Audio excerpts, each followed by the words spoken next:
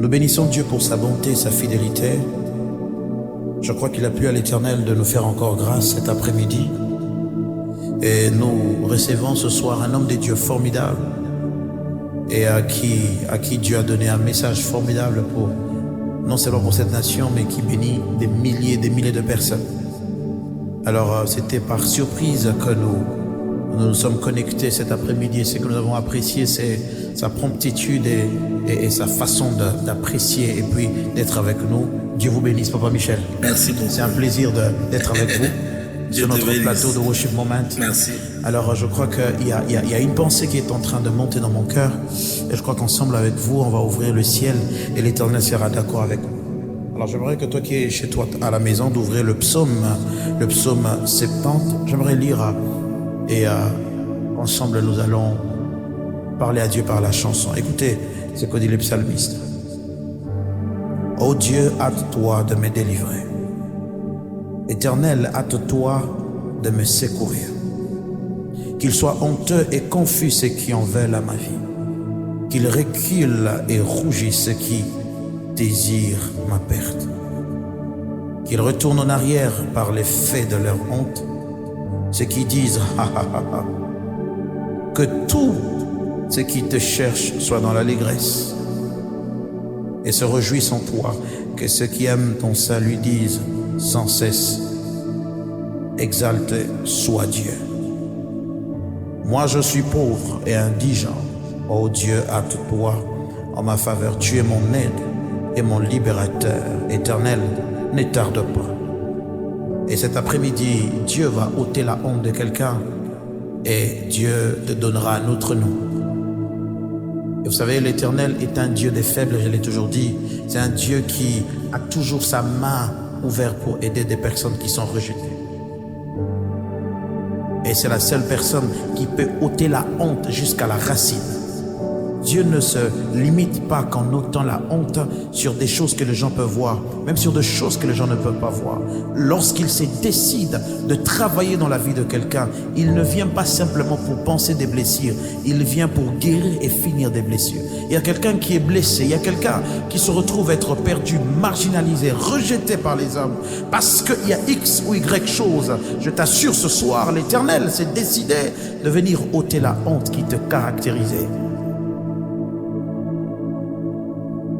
Epesa melayo kolongola soni yonswa mamoto. Epesa melayo kolongola soni yonswa mamoto. Epesa melayo kolongola soni yonswa mamoto. Epesa melayo pikola soni kanga libota olona mama yi likolo na nyonso ya Yesu zali ata nazangi mosala Yesu yo likolo na nyonso ya Yesu zali Sonia kala Yesu nangai ose desida kopikolango oyo ozali nzambe ayemba yo lolenge kani nzambe nangai oyo. Alléluia. Homme de Dieu, ce soir l'Éternel s'est décidé de ôter la honte de quelqu'un. Écoutez, il y a quelque chose qui me touche lorsque je suis en train de lire le psalmiste.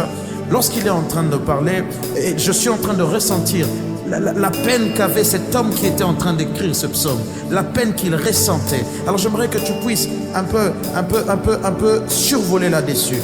Pourquoi est-ce que Dieu peut-il être caractérisé en ôtant la honte de quelqu'un? En fait, la première des choses que j'aime ici, c'est que Comment? Il est important que celui qui souffre s'exprime. Comment? Il est important, la Bible dit ceci, que celui qui est dans la joie chante les louanges. Amen. Mais que celui qui souffre prie. Comment? La souffrance se doit d'être exprimée. Comment? Et ici nous voyons David qui ouvre son cœur pour exprimer sa souffrance. Écoutez, Comment? il est important d'avoir la foi, d'être un homme de foi. Mais Ne va pas mentir dans la présence de Dieu sous prétexte que tu es un homme de la foi. On a la foi devant les hommes, mais devant Dieu, on parle les langages de notre souffrance. Dieu, c'est la personne au devant de qui, quand je n'ai pas 100 francs, je ne peux pas les faire manifester devant les hommes. Mais quand je suis devant mon Père, je lui dis, Père, oh my God, viens ôter mon opprobre. Je vais on. aujourd'hui conduire quelqu'un à un niveau où tu t'enfermes dans ta chambre, tu oublies celui qui est à tes côtés, tu ouvres ton cœur pour que Dieu voie la profondeur de ton cœur. Oh my God. Écoutez, lorsque David nous parle de lui, il ne parlera pas que de sa situation de la forêt. David a aussi les témoignages de la royauté. Hein? Oh my God. Je ne sais pas quels ont été tes premiers témoignages. Mais le même Dieu qui t'a vu dans la bourse se décide de changer les témoignages de ta bouche. Tu ne nous parleras pas que des moments où tu as manqué à manger, mais tu parleras aussi le Dieu du Dieu qui donne les voyages. Je vais un célibataire témoigner aussi d'un Dieu qui donne le mariage. Nyonso ya mabota mulongoli nango kombo Yesu. Come on. Epesamela Yesu kolongola soni. Wezo komela bato na vi yawe. Hallelujah. Azamunganga oyo achubaka tonga oyo. Esilisaka bokono pese shengo. Achanje lisolo soki yaleki asaranjaka ete batrase ebana ke yaleki wana. Sango apambolaka na ndenge yanko obayebaka lekaki wana. Aloba na moto moko mokolo akoleka ekoyebana esalekaki awa. Soki aleki ekoyebanaka ndenge yawo likolo na nyonso ya Yesu ozali nzamba batu. Alléluia. Likolo maladi ata kuna pe Yesu azali ngenanga probleme na yo ezali likolo bampiaka kuna pe ya Yesu azali. Emmanuel Mosongo yoka Yesu aza moto ya créaka baka compliqué po nzambe na ye bimonisama atalaki na histoire ya mokili jamais moto akufa sala 4 jours ye moko akee situation baloba na ye ke Lazare azobela aboyi koya ye azali likambo ekomela po ayebi ke soni oyo ezobomba renome na ye.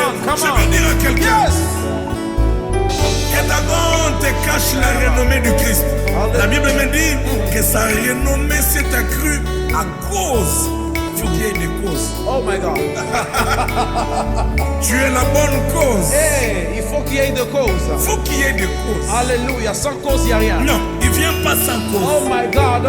Come on. Il faut qu'on te jette dans le feu. C'est de bonnes causes. Écoutez, Dieu n'est pas un Dieu à gaspiller. Come on. Dieu est Dieu pour des choses compliquées. Quand il y a de bonnes causes, il sait que j'aime avec les causes de Dieu. Parfois ça peut faire mal pour nous, mais pour lui, il va bien. C'est ça, la cause. C'est comme ça que lorsque le sœur de Lazare lui disent, il sent déjà. C'est l'odeur pour les hommes. Mais pour lui, c'est la bonne cause. Amen. Come on. Soni. Yesu azalaka guma ya basoni na ngai. Come on. Yes. Aliaka basoni na ngai. Okola nyoka motako. Akolia ndenge nini soki baserpent ya Pharaon bazate.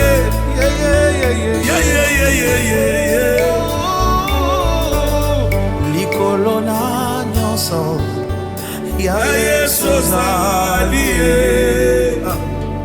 edaduarti audoridadi ti tira vergogna edaduarti audoridadi ti tira vergogna. Deus acima de tudo, Jesus estás. Acima na família, Jesus estás. Acima de tudo, Jesus estás. Mwabilai. Edado a ti. Wamputani biba. Autoridade. Wakwimbe. Me tira a vergonha. Wakwimbe. Edado a ti. Wakwimbe. Autoridade. Wakwimbe. Me tira a vergonha. Ai. Likolo na nyonso ya Yesu ozali. Sonyo moto akokaka kolongola te Yesu. Likolo na nyonso ya Yesu ozali. Soni mama nanga akokaka kolongola te. Likolo na nyonso ya Yesu azali. Mala mosusu Yesu azelaka te kaka mange komela. Come on. Abuka bilaka na ngai etela te parce que c'était urgent. Come on, come on.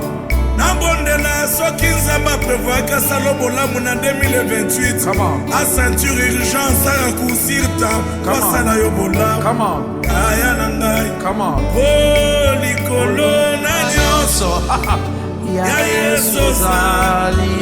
Il y a des gens qui par moments sont bénis dans un temps qui ne les appartenait pas. Comment? Yes, avance. Parce que Dieu par moment n'attendra pas toujours le temps.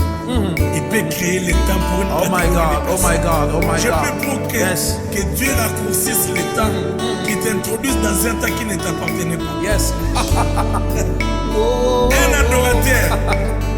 Un adorateur a la capacité de s'improviser dans un temps qui ne le concerne pas. Avance, comment? La Bible dit ceci, que Jésus est l'étoile brillante du matin. L'étoile ne peut pas briller le matin. Le matin, l'étoile ne sera pas remarquable. Mais qu'est-ce que cela sous-entend? Que Jésus est celui qui s'improvise dans un temps qui ne le concerne pas. Il vient le matin, mais il brille comme si c'était la nuit. Esanga makambo elekinga mokolo Yesu. Bamituna na nzio yo ndenge nini. Akoti libala wana ndenge nini. Ndenge nini. Na voyage ndenge nini. Na komia wa ndenge nini. Utama ya nzie. Tia sonie. Akomia wa ndenge nini. Utamukupe. Na mutaba matakita. Mutaba matakita. Akenaka klasi na nguba. Na komi na jipe ndenge nini. Ndenge nini Yesu na Obiki ndenge nini. Ndenge nini. Ozolia ndenge nini. Ndenge nini. Ozosuma motuka ndenge nini. Ozo voyager ndenge nini. Ozobika lelo ndenge nini. Ndenge nini. Ozosalema ndenge nini. Koma. Ndenge nini. Koma. Likolo na nyonso ya Yesu ozali. Oza oyo ngai namuka utamwakala lelo na moyo.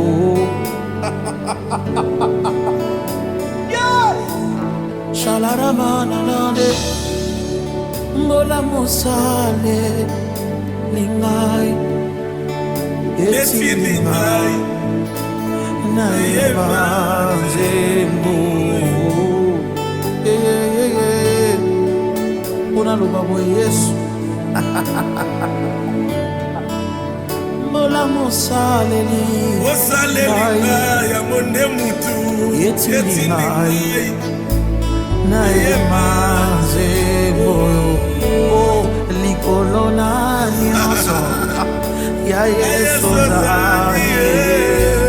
Shakonka la kumtaka ya mahale la kumtaki ya kolomba na katolo atunte ka arunda teknoka asumpe ke balunte adalahande wante kadohombo do osotolo atuklete katumande ke usumtaka urente kuduzakante ke lebia hombete ratone ke tinte rebekonta wante klikos koporinto koponia anumte ke le koleba hakala kalamoha ya baoya. There is kalamo radabaya sheda. Yokumama. Yes. Yokumama. Papa yokumama. Elombe nanga yokumama. Zambe na mesana na ye yokumama. Mutu na kola na ye yokumama. moto abokolanga ye aza na baredavabilité ebele nzembo nayembaka ekokaka te papa ye namikotisa na panye tonini nzambe na ngai apesaka mabonza ndeti napesi te yesu kompoza balbome ndeti ekoka te yesu na ngai ekosala na yo dile yesu mokolo kokomelanga na koma lolola yesu na ngai ebi ete badoratere bakozala ebele menasenga na yo bendanga pembeni tokende no pembeni yesu ona lobelo ya motema na ngai ye mokolo wana avoyoka lemoloto yesu avoyoka Emmanuel na biso akosenga yo tobenda na pembeni mokonzi na ngai alobela yo nde mokongisanga na pasi na Kinshasa alobela yo maloba motema na ngai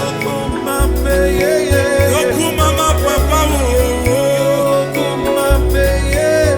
mama na yo yawe. Est-ce que le bien-aimé David peut venir ici? Mama na yo yawe, mama na yo yawe, mama na yo yawe, ayembi yo na motema ya kati.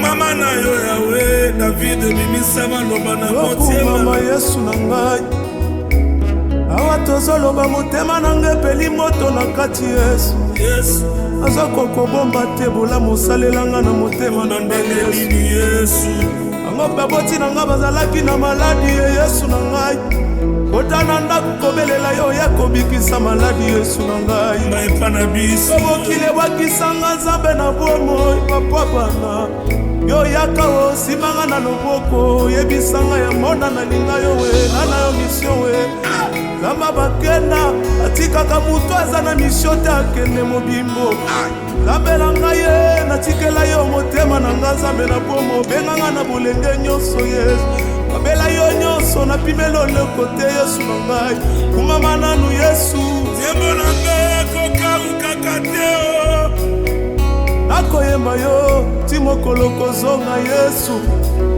bana na ngai bakokutanga na nzembo na monoko yesu na ngai wasi nakobala kokutanga na nzembo na monoko nzamba bakenda o aloba na ngai ye kosilaka te o paske nayebi nzambe nde suka ya vi na ngai nzambe nde mutu aya liboso we na libota mobimbo oyo nzambe toboyela bakisi tolanda o lokola bato ya liboma o nzambe akomisanga aveugle liboso banzambe mosusu na se na moi olingo na yo ekatanga kingo we nzambe na bomoi akoyo yesu aya mutu ya liboso kolinga ngai soki atiaki elike na bolingo na ngai me naza nanu na masumu amitalaki alobi mutu wana nalingi ye me soki nataleli ye akolinga nga ndenge nini yango bolingo ekita lola bolingo eye na se bolingo ezeli teke bolingo na ngai eya bolingo esali pa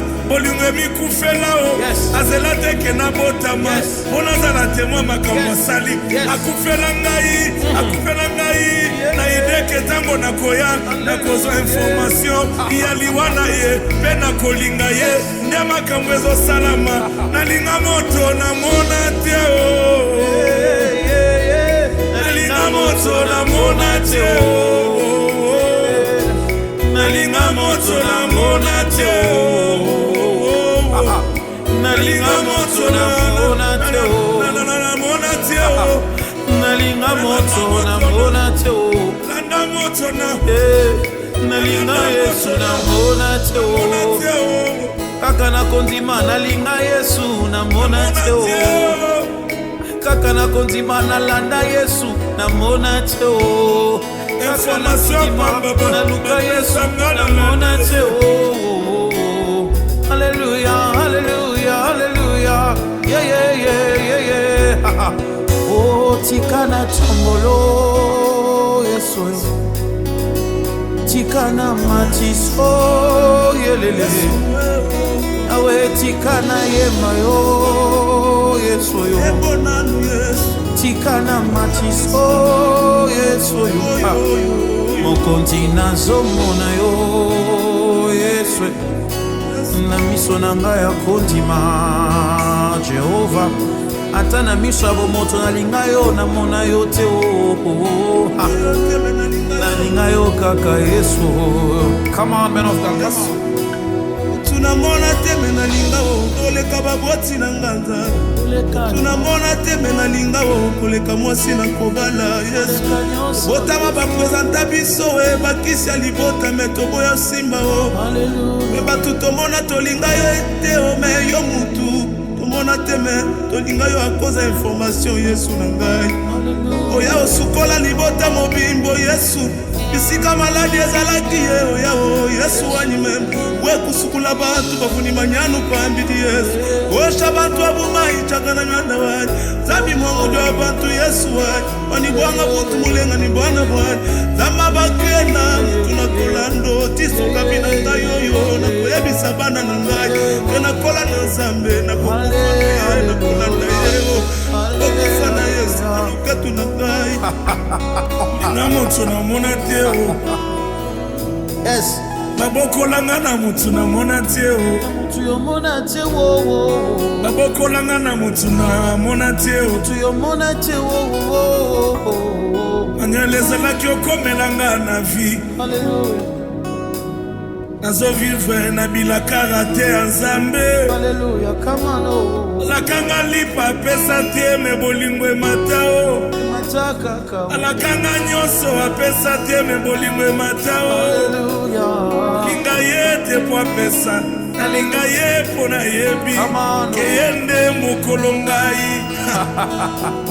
opietera vina ngai yokumama pietera vina ngai awe okumama kumama na sukaka Dekombo na bezaka Ebukaka bangomba Eyela kanga nyoso Tangoma na sukaka Dekombo na bezaka papa na ngai Ebukaka bangomba Eyela kanga nyonso Kololo bakina ngai Etenga na kolonga papa na ngai Na kombo mosusu te Kaka Yesu. Homme de Dieu. Yes, come on. Est-ce que tu sais la chose qui a fait casser que l'on se rencontre aujourd'hui? On se décide aujourd'hui d'adorer Dieu. Aujourd'hui. Tout se fait aujourd'hui. Yes. C'est l'amour que nous avons pour lui. Amen. Come on. L'amour peut te faire tout faire. Yes. L'amour que nous avons pour lui nous a fait quitter Kinshasa pour Matadi. Et ma prière cet après-midi, yes, et que cet amour te ramasse de où tu es. Come on, come on. Et t'amène dans une nouvelle dimension. Ça, j'aime écouter. Yes, yes. Les dieux que nous adorons dans la bourse nous élèvent dans une dimension qui nous permet de l'adorer dans la royauté. Come on. Parce que justement, l'adoration, elle est évolutive. Tu vas voir que toute personne qui a servi Dieu, Dieu l'a pris de quelque part pour l'amener quelque part. Parce que justement, de la même manière que dans la configuration du tabernacle, il y a le parvis, le lieu saint et les lieux très saints. L'adoration, elle est évolutive. Une personne qui adore dans la honte, sache qu'elle est candidat, bénéficier de la bénédiction de l'Éternel. Parce que Dieu prévoit toujours que c'est lui qui commence dans la forêt, l'adore dans la royauté. Oh my God. Dans la même logique comme des dieux, lorsque vous étiez en train de parler, il y a une pensée des dieux qui m'est venue. À chaque fois que l'on parle de l'adoration, on les lie à la louange. Et je voudrais aussi ouvrir cette brèche. Même celui aussi qui loue Dieu selon son présent, est un acteur qui rappelle à Dieu de son passé. Raison pour laquelle lorsque David s'est présent devant le roi Saül, je me pose la question à la place du roi Saül. Si j'étais le roi Saül, je dirais à David, tu ne combattras pas Goliath. Mais qu'est-ce qui se passe? Qu'est-ce que le David dit au roi Saül? Il dit, quand j'étais en face de l'ours et le lion. Donc, les problèmes que tu peux affronter au-devant de toi dépendent de la louange de ton passé. Lorsque tu parles à Dieu ou tu rencontres une opportunité, tu démontres la louange de ton passé, elle t'ouvre les portes pour l'adorer dans ton futur. Et je prie et je déclare maintenant que la personne qui a vécu un passé puisse, alléluia, le mettre à table pour que son futur lui soit donné. Et je déclare, alléluia.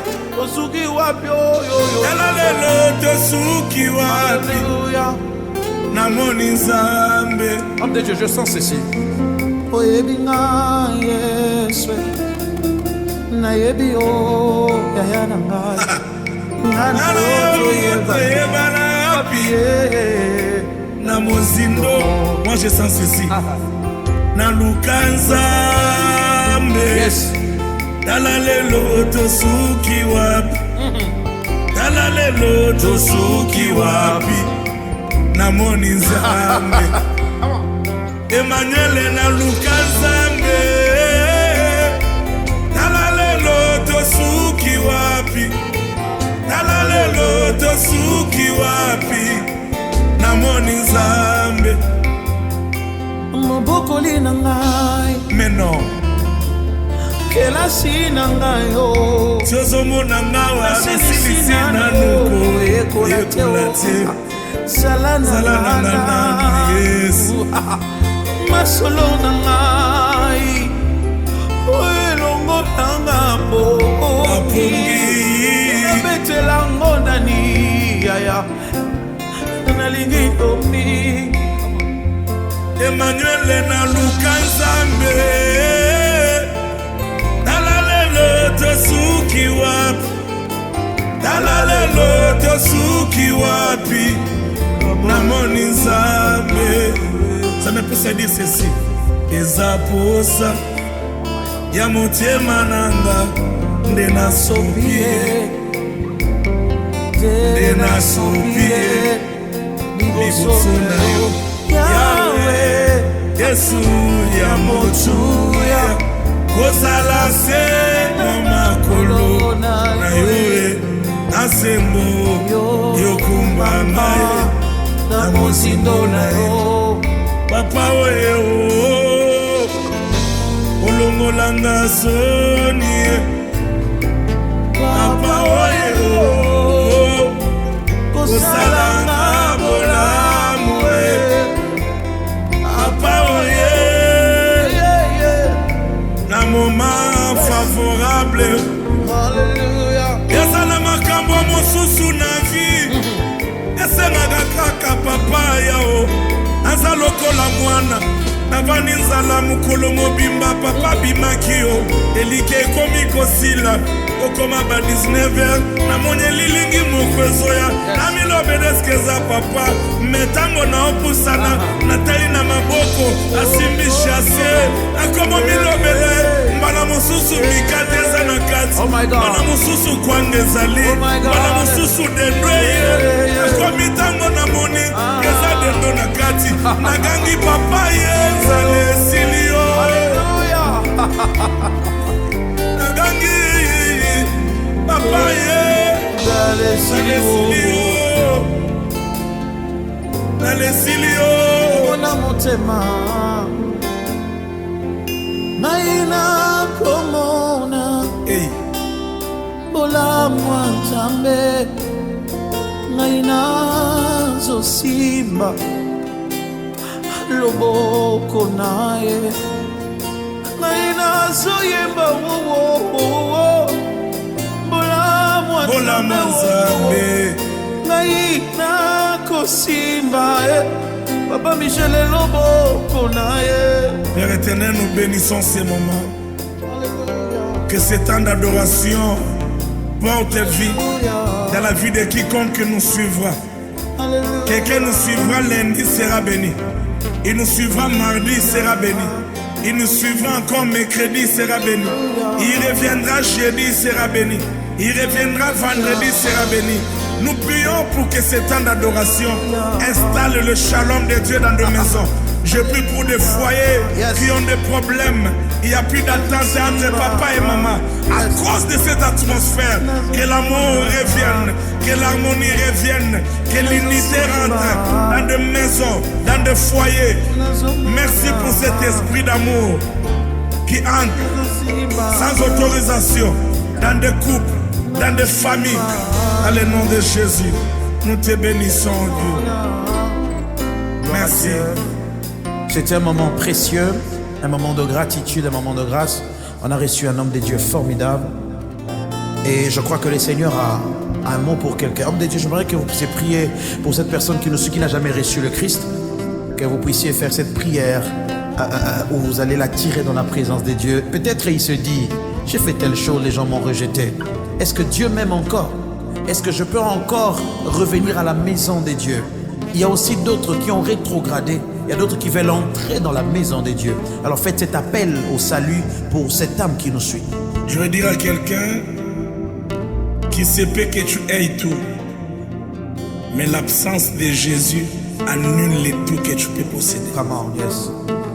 Il se peut que tu aies la joie par les femmes, l'argent, le bonheur, le matériel, mais l'absence d'un seul homme annule ta joie. Mais il se peut que tu manques de tout, mais la présence d'un seul homme peut t'apporter les tout que tu manques. Alors j'aimerais t'inviter à faire cette prière avec moi. Seigneur Jésus, j'ai longtemps marché selon la volonté de mon cœur. J'ai obéi à la voix de mon cœur, faisant ce qui me semblait bon de faire. Aujourd'hui, alors que ta voix vient de parler à mon cœur, je fais lever de te suivre et faire de toi le Seigneur et le Sauveur de ma vie. Donne-moi à t'aimer, accorde-moi la grâce de marcher avec toi. Au nom de Jésus. Amen. Amen. Allez, Dieu vous bénisse. Soyez bénis abondamment. Acclamons le Seigneur.